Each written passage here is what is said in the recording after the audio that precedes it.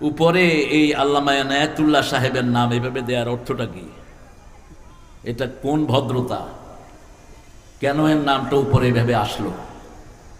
ওর যেই দিন প্রোগ্রাম সেই দিন আসবে নাম। এটা কি ওর আলোকে হয়েছে প্রোগ্রামটা? এটা করবেন না আর কখনো, এটা আদবের খেলাফ। অত্যন্ত অসম্মানজনক। ওর থেকে সিনিয়র আলেম এখানে আছে, এগুলো দেওয়া উচিত না। আমাদের এই এলাকার জনমানুষের নেতা ডক্টর আব্দুল মোমেন খান প্রথম দিনের মেহমান ছিলেন। আব্দুল মঈন খান সাবেক মন্ত্রী, অত্যন্ত যোগ্য মানুষ। ওনার বাচ্চাগুলো অত্যন্ত প্রাজ্ঞ। কানাডা ইউনিভার্সিটির টিচার আছে মেয়ে একটা, অসম্ভব ট্যালেন্টেড ফ্যামিলি। আল্লাহ আমাদের এই আব্দুল মঈন খানকে ইসলামের জন্য কবুল করুন। অবশ্য ওনার ব্যাপারে ইসলামের বিরুদ্ধে কোনো স্ক্যান্ডেল পাওয়া যায় না। উনি একদম এদিক থেকে পরিচ্ছন্ন মানুষ। ওদিনের সভাপতি ছিল সৈয়দ মোহাম্মদ ইকবাল। আর আলোচনা করেছে হজরত কারি মোহাম্মদ আজিজুল হক, মাওলানা মুস্তফা, মাহবুবুল আলম, মাওলানা ফিরদাউসুর রহমান, কারি শেখ সরোয়ার হোসেন, সালেহ উদ্দিন আনসারি। আলহামদুলিল্লাহ। দ্বিতীয় দিন আমাদের আলহাজ মোহাম্মদ মানিক মিয়া, আলহাজ মাহবুবুল আলম আলোচনা করেছে। আলোচনা না তো আজহারি কি আলোচনা করেছে না কেরাত পড়েছে শুধু?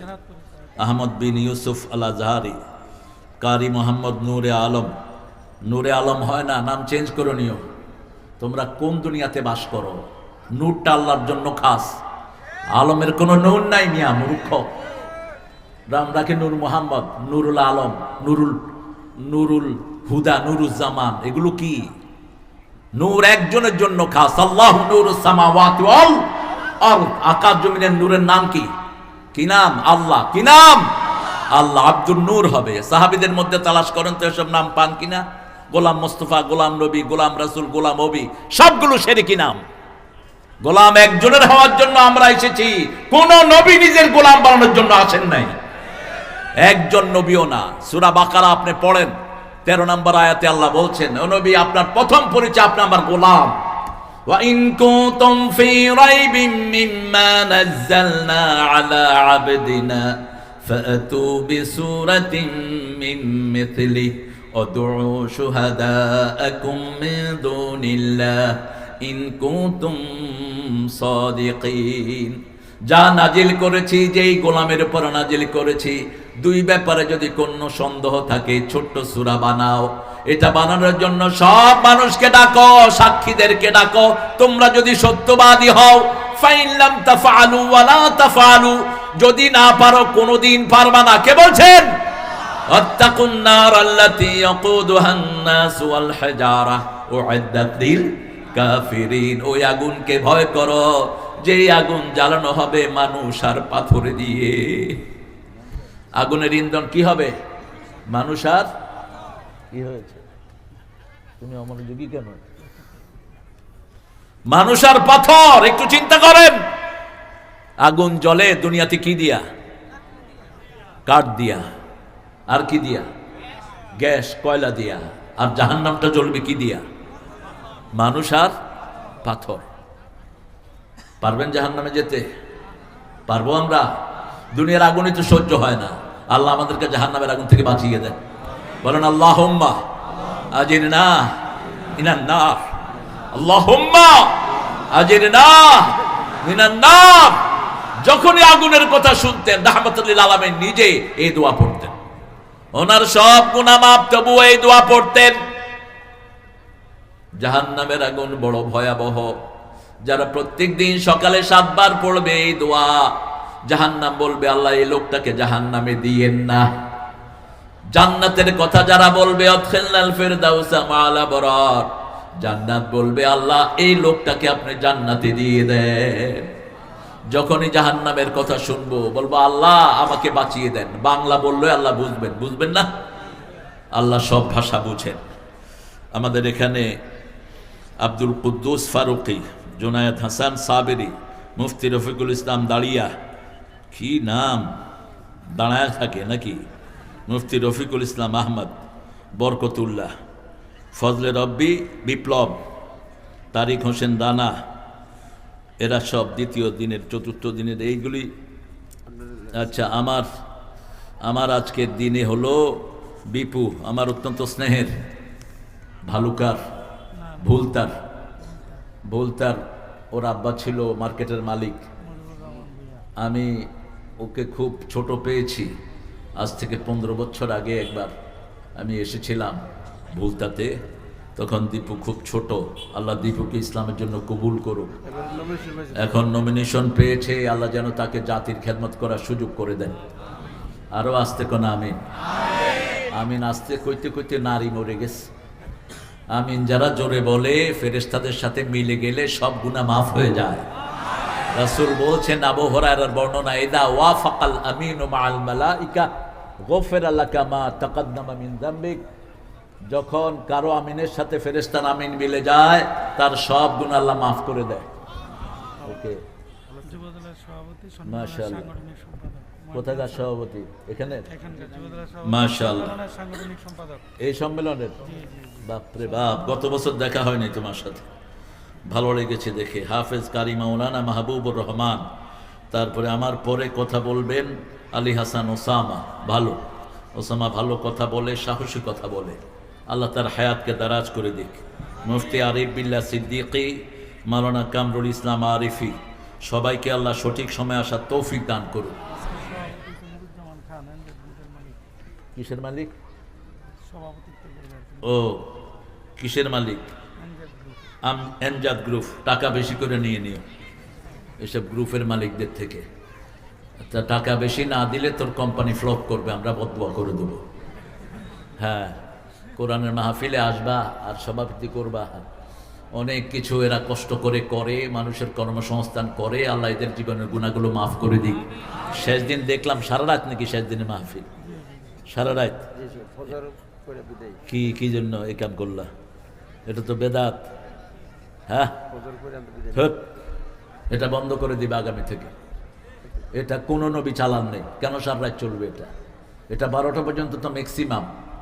আর আশেপাশে যদি কোনো হিন্দু কয় যে আল্লাহ এগুলো সারা রাত মাইক বাজে আমাদেরকে ডিস্টার্ব করছে, ওয়াজ ভালো করে খাওয়াই দিবে আল্লাহ।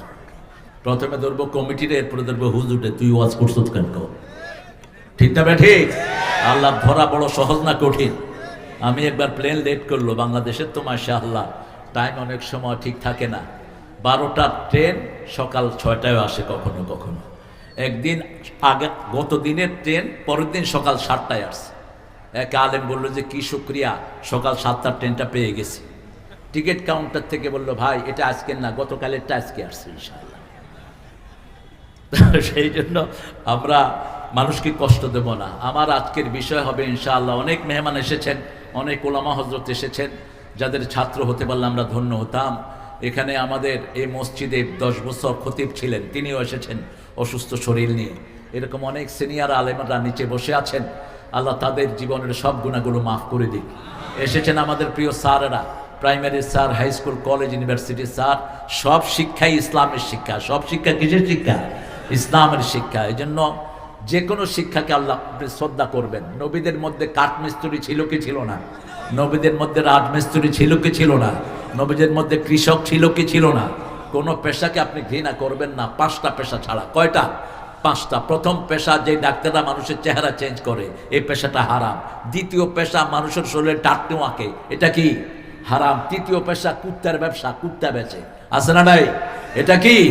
হারাম। চতুর্থ ব্যবসা, যেটা বিভিন্ন নারীদের অঙ্গভঙ্গি চেঞ্জ করে, নারীদের বিভিন্ন পার্লারে সাজায়, এই ব্যবসাটাও হারাম বলেছে অধিকাংশ মুফাসসিরিনে কেরাম। নারীরা নারীদের সাজ সাজবে। অনেক ছেলেরা নারীদের মতো সাজে, আছে না নাই? যে ছেলেরা নারীদের মতো সাজে, এদের মধ্যে আল্লাহ লানত। যারা সাজায় তাদের উপরে আল্লাহ লানত। আবার যে ছেলেরা, যে মেয়েরা ছেলেদের মতো সাজে, তাদের উপরে আল্লাহ লানত। পঞ্চম ব্যবসা হলো সুদি ব্যবসা। সুদের উপরে পয়সা লাগায় আর বিরাট দায়িত্ব হোল্ড করে, এগুলো সোজাসুজি জাহান্নামে। রাসূল বলেছেন 4 ব্যক্তিকে জাহান্নামে দেয়া আল্লাহ নিজের উপর ফরজ করে নিয়েছেন। কয় ব্যক্তি? এর মধ্যে প্রথম ব্যক্তি হলো যারা মাদক অবস্থায় মারা যায়, মদ খেতে খেতে মারা যায়, গাঁজা খেতে খেতে মারা যায়, এরা সরাসরি কোথায় যাবে? জাহান্নামে যাবে। 2 নম্বর ব্যক্তি সুদ খেতে খেতে মারা যায়, 3 নম্বর ব্যক্তি এতিমের মাল খেতে খেতে মারা যায়।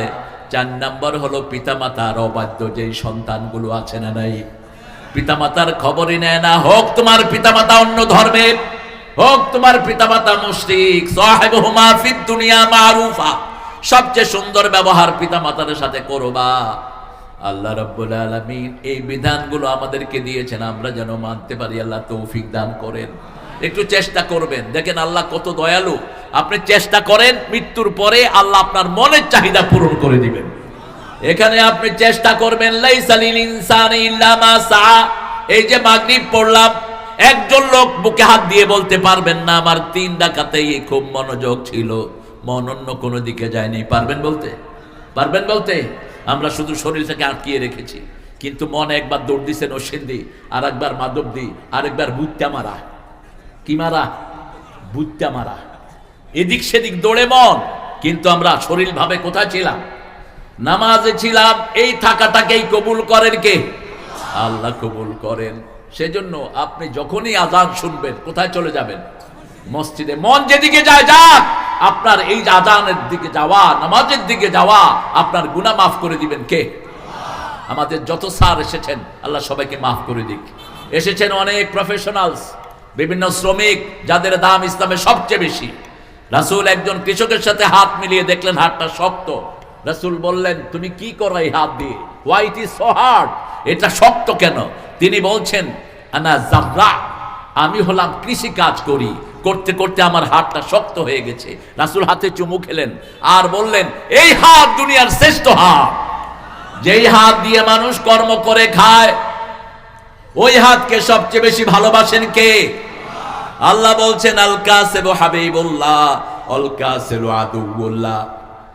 পরিশ্রম করে যারা খায় এরা আল্লাহর ওলি হয়ে যায়। আর আমাদের দেশে মাশাআল্লাহ খানকায় বসে বিশাল পেট বানাইলে এটা কয় ওলি। এটা ওলি না, এটা উলি। এটা কি? উলি। কিসের ওলি এটা? প্রত্যেক আল্লাহর ওলিরা সিমসাম হবেন। একজন নবীও পেটুক ছিলেন না, একজন নবীও শরীরের ভারে চলতে পারেন না এমন ছিলেন না। যারা লম্বা সেজদা দিবে এদের পেট এমনি ঢুকে যাবে পেটের ভিতরে। ঠিক না বেঠি? আল্লাহ বুঝার তৌফিক দান করুক। অনেক হিন্দু ভাই আসতে পারেন, আশেপাশে আছে হিন্দু ভাইয়েরা, আপনাদের জন্য কোরআন হলো সবচেয়ে নিরাপদ জায়গা। কোরআনের প্রতিটি পাতায় পাতায় আপনাদের নিরাপত্তার কথা বলা হয়েছে। ঠিক না বেঠি? এই জন্য গত 14 মাস আমাদের দেশের হিন্দু ভাইদের উপর কোনো আক্রমণ হয়নি। এই ছেলেরা জামাত, শিবির, বিএমপি মিলে এদেরকে তাদের ওই যে মন্দিরে পর্যন্ত পাহারা দিয়েছে, যাতে কেউ আক্রমণ করতে না পারে। ঠিক না ঠিক? এই জন্য হিন্দু ভাইয়েরা, আল্লাহর সূর্য যেমন আপনার জন্য নিরাপদ, আল্লাহর কোরআনও আপনাদের জন্য নিরাপদ। আল্লাহ আমার সব হিন্দু ভাই বোনদেরকে ইসলামের জন্য কবুল করুক, তাদের ইসলামে আসার জন্য আল্লাহ তৌফিক দান করুক, তাদের দুঃখ দুর্দশা আল্লাহ দূর করে দিক। ৫০তম মাহফিল, ৫০তম। কোন সূরা? ৫০ নম্বর সূরা। বলেন আপনারা। আমি একটা পরামর্শ দিয়ে যাই, আমি না আসলেও পরামর্শটা আপনারা ফলো করবেন। এই বছরই আসা হতো না আমার, আমি অনেক কষ্ট করে পরিশ্রম করে আসা আমার। আপনার শরীরে দেখেছেন, শরীরও চলছে না। আমি গত রাতে ছিলাম ধনবাড়ি থেকে মাহফিল করে রাত 12:30টায় রওনা হয়েছি। সারা রাত রাস্তায় প্রচন্ড কুয়াশা আর জাম, রহমতুল্লাহ আলাই। বাংলাদেশে বেশি না কম? খামাখাই জাম। ট্রাক একটা বয়া গপ্প করতেছে, পিছনে জাম লেগে গেছে, বাস খবর নেই। কারণ প্রশাসনিকভাবে এখন পুলিশেরা সবচেয়ে ঢিলা, পয়সাও নাই, কামও নাই।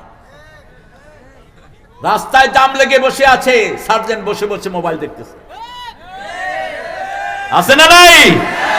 বেতন নেস কেন? চালাবের গোষ্ঠী বেতন নাও কেন? পুলিশের ওসি গুলো কি দায়িত্ব পালন করো তোমরা? রাস্তায় মানুষের এরকম হাজার হাজার ভিড় জমে থাকে, তোমাদের দায়িত্ব, তোমাদেরকে আল্লাহ জিজ্ঞেস করবেন। তবে এর মধ্যে ভালো পুলিশ যারা আছে তাদের জন্য দোয়া করি, আল্লাহ তাদের গুনাহগুলো মাফ করে দিক। আর ইউনূসের জন্য বদদোয়া করি। 5ই আগস্টে যে নিরীহ পুলিশ মারা গেছে তাদের জন্য কোনো কসুও ইউনূস করে নেই। কোন কসু করেছো তুমি? তুমি বসে আছো কেন? তোমার সবগুলো উপদেষ্টা নিয়ে তুমি ভাগো মিয়া। আজকে এতদিন হলো হাদিকে খুন করা হলো, হত্যাকারীকে এখনো ধরতে পারো নাই। কোন কসু করো তোমরা? তোমরা যুবকেরা যদি খেপে যায় থাকতে পারবা না। বাংলাদেশে সবচেয়ে বেশি যুবক কোন দেশে?